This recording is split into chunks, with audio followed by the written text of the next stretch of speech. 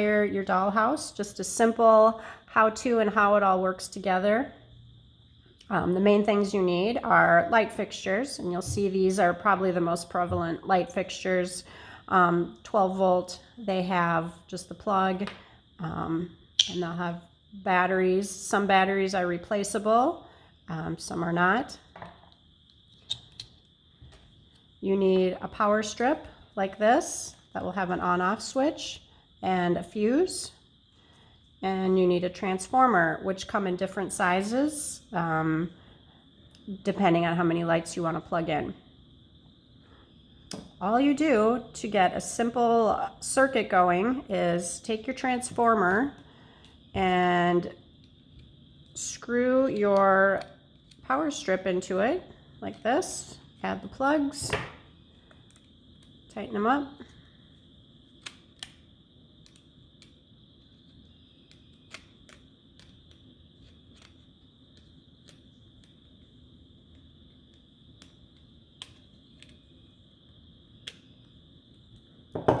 Plug this into your wall or wherever you need to, preferably straight to the wall. And then you plug in your light fixture and turn it on, and you've got light.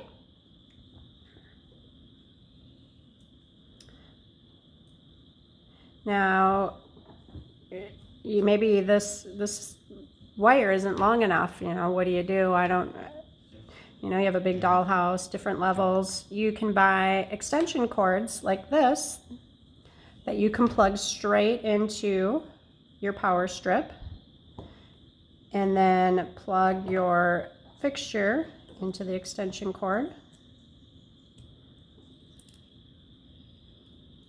And turn on the light. And there you go. This one seems to be a little loose in here. I can talk about that later, why lights might not work. Usually it's because a bulb is loose, or this seems to be kind of loose in here. This hole's a little tighter. That works better. But now you have quite a bit more space that you can run around. You've got all of this wire plus all of this wire. You can even take another one of these extensions and plug another extension into it, so you can go out even further. There's single receptacle extensions, there's larger ones. This is just how I like to do it, so I don't have to, I don't like to add wire, splicing wire together with these extension cords, which are inexpensive. You don't need to do any of that.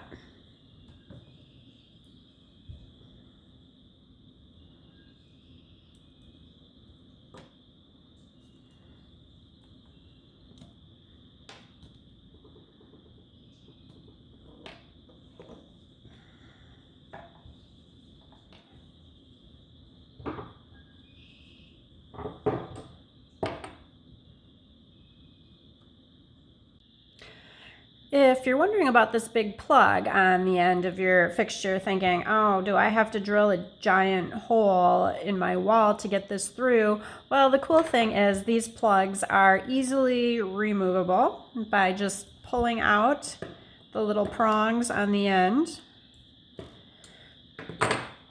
pushing that through, and just pulling your wire out. And now you only need to have this tiny little hole for a wire.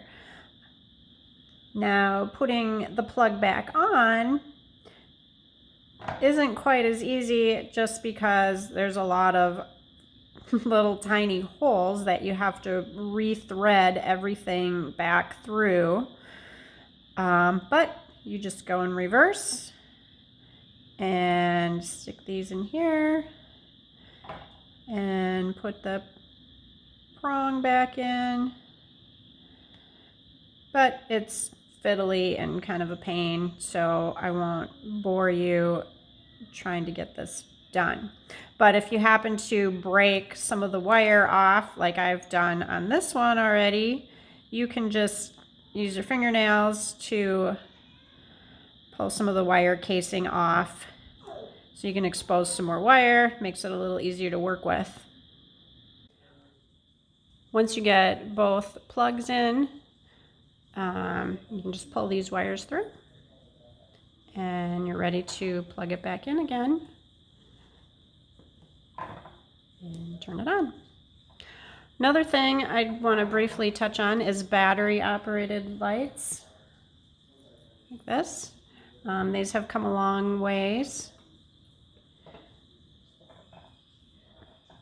One thing about battery lights is the selection isn't as big as they are for 12 volts, and they're more expensive, and the light quite isn't the same. Where here you have the nice glow of real light, and here it's LED, so you have a little bit, you probably can't tell in the video, but a little bit different light color, not quite as warm, but it's close.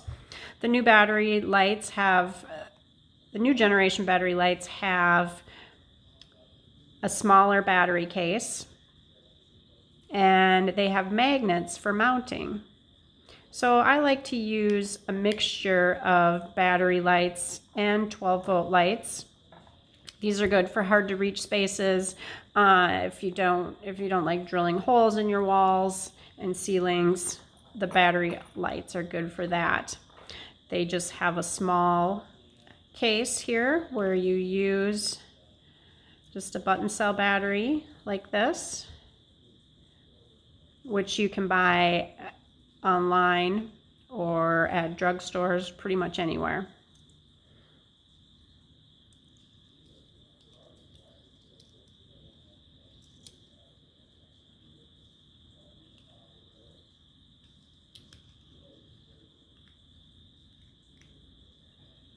There you have it. I wanted to talk to you about transformers a little bit. There's different size transformers, which also have different price points.